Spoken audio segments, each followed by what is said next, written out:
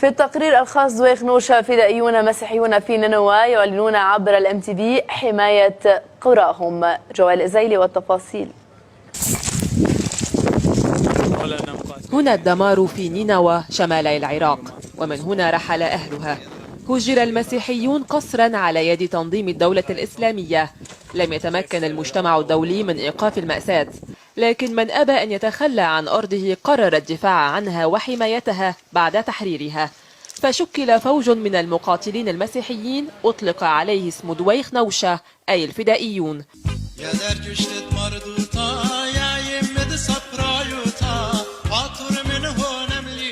هذا الفوج الذي بدأ مع إنشاء مفرزة دويخ نوشة موجود في القاطع الشمالي لسهل نينوى، ويشارك في القتال على الساتر الأمامي بالتنسيق مع حرس حدود إقليم كردستان.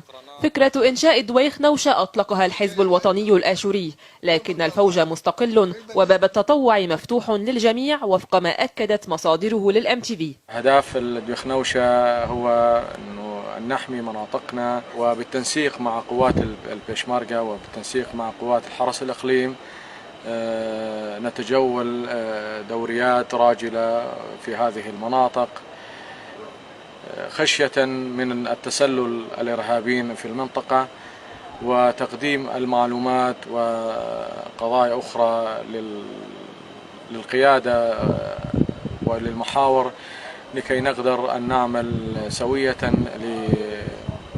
للتصدي أو مهاجمة هذه الأطراف.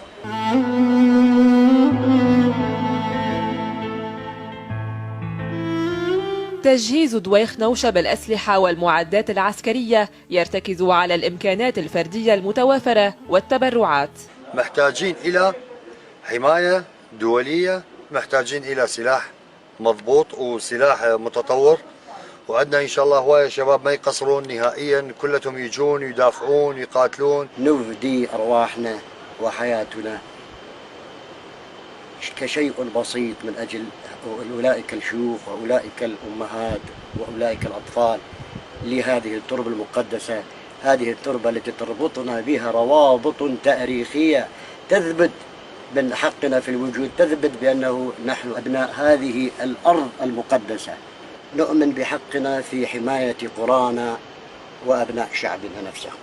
لدى مقاتلي دويخ نوشة صفحة رسمية على الفيسبوك كتب عليها: هذه الصفحة ليست حزبية، أمتنا وشبابنا ليسوا أقل شأنا من بقية الأمم، ومتى سنحت لهم الفرصة فهم قادرون على إثبات ذاتهم. هذه أرضنا وعلينا القتال من أجلها.